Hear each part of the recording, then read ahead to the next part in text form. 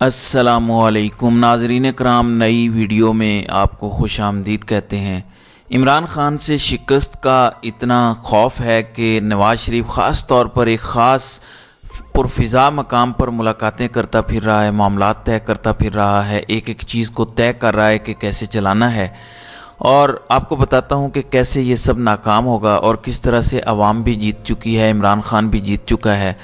لیکن عدالتوں سے جس طرح عمران خان کو روکنے کی کوششیں جاری ہیں، حالانکہ یہ بے سود کوششیں ہیں، عوام فیصلہ کر چکی ہے، لیکن آپ کو یہ پہلے بتانا چاہتا ہوں کہ آج ہوا کیا ہے۔ عمران خان کی وکلاء ٹیم کے ممبر نعیم حیدر پنجوتھا نے لکھا ہے کہ توشہ خانہ اور القادر ٹرسٹ کیس میں نیب زور و شور سے آ کے کہتا ہے کہ ہم عمران خان کی درخواستوں کی مخالفت کریں گے۔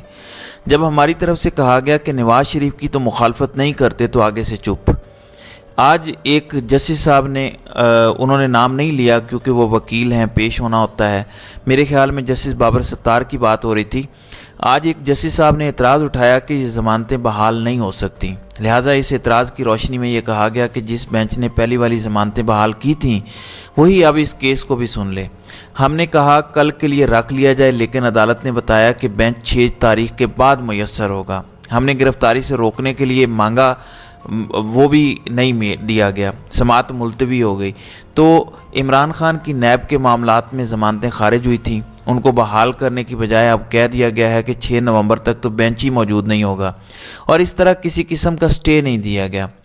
دوسری جانب عمران خان کی ضمانت کی درخواست، کواشمیٹ کی درخواست، ان ساری درخواستوں پر فیصلے محفوظ ہوئے ہیں، اور اس پر بیٹھ کے عامر فاروق صاحب انڈے دے رہے ہیں۔ ان کو لگتا ہے کہ اس طرح کی ٹیکٹک سے عمران خان کو کوئی نقصان پہنچے گا۔ تو ناظرین اکرام، سب سے پہلے سب سے امپورٹنٹ بات سن لیں، میں نے 3 بہت اہم پوائنٹس اٹھائے ہیں، اور میں یہ بات آپ کے گوش گزار کرنا چاہتا ہوں کیونکہ آگے کا سارا جو مرحلہ آنا ہے وہ آپ کے ہاتھ میں ہے۔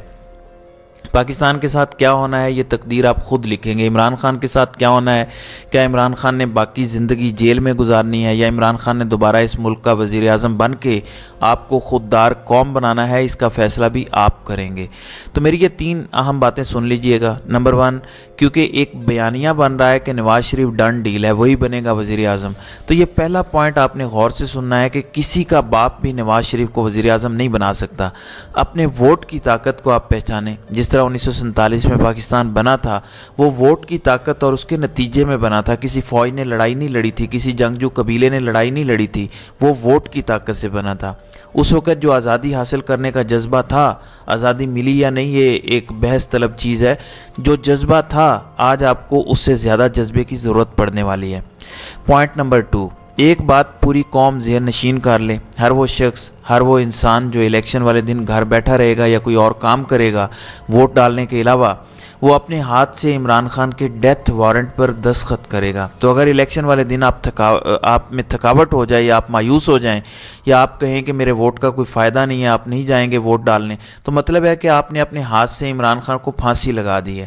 یہ یاد رکھیے گا، عمران خان صرف اور صرف اب آپ کے ووٹ سے باہر آئے گا، اور عمران خان بھی آپ کے ووٹ سے آزاد ہوگا۔ تو الیکشن والے دن گھر بیٹھنا خود پہ حرام قرار دے دیں، اس لیے اس کو حرام کر لیں، قسم کھا لیں کہ حرام ہوگا مجھ پہ اس دن ووٹ نہ ڈالنا، میں پوری کوشش کروں گا۔ باقی پھر اگر آپ کا لسٹ میں نام نہیں ہے یا کوئی غلطی ہو گئی تو وہ الگ چیز ہے۔ اور تیسرا اور اہم نقطہ کہ آپ کو یہ سمجھ آئے کہ اس کا بیک گراؤنڈ کیا ہے، کہ یہ جو آج ظلم ڈھائے جا رہے ہیں اس کے پیچھے لاجک کیا ہے، پلان کیا تھا۔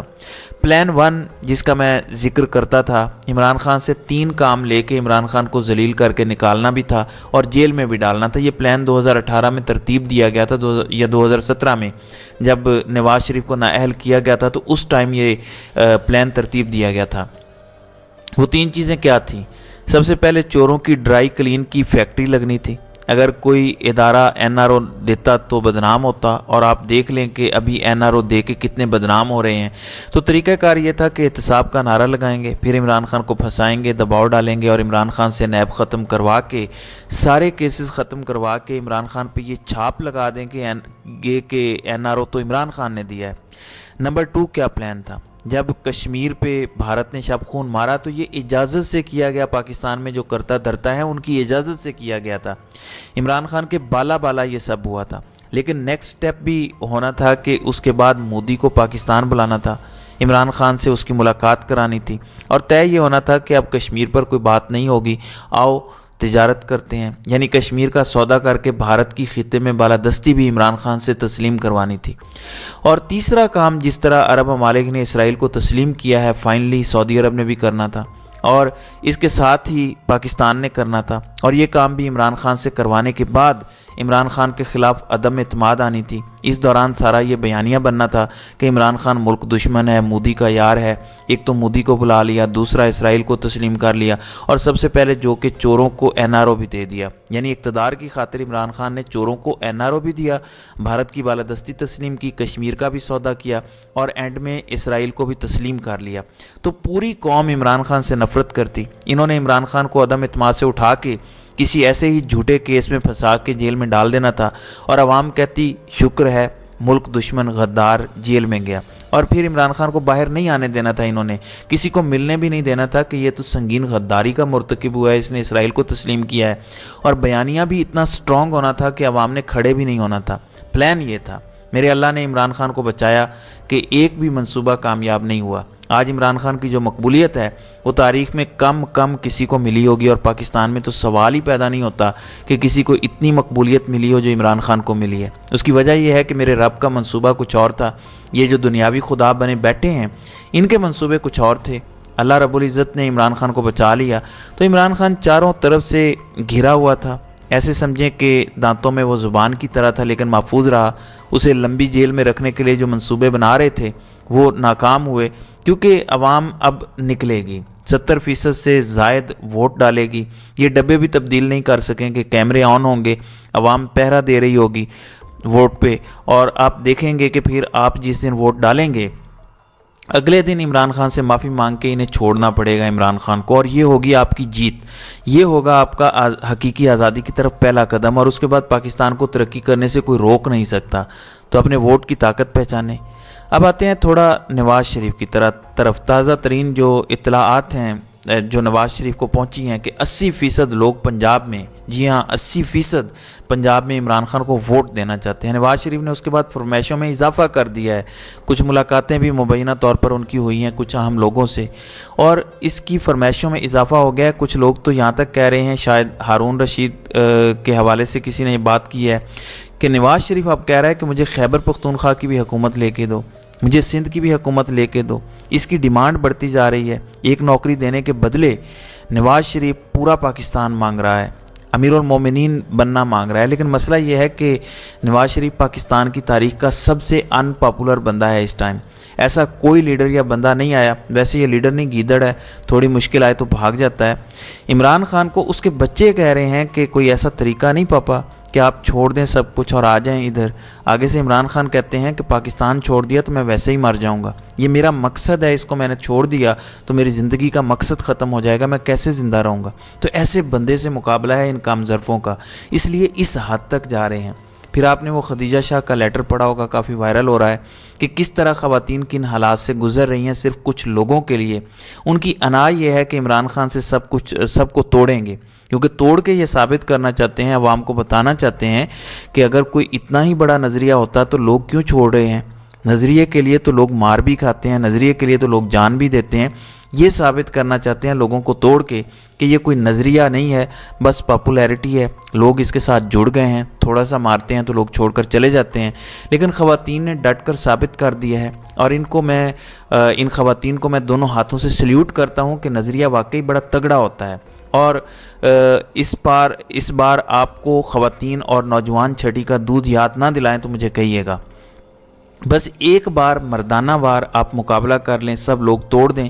بس عمران خان کو کہیں کہ ہر علاقے میں گلی محلے کے لوگوں کو ٹکٹ تقسیم کر دے، کسی مین بندے کو ٹکٹ نہ دے، پھر بھی آپ کو اگر چھٹی کا دودھ یاد نہ آیا تو آپ کہیے گا۔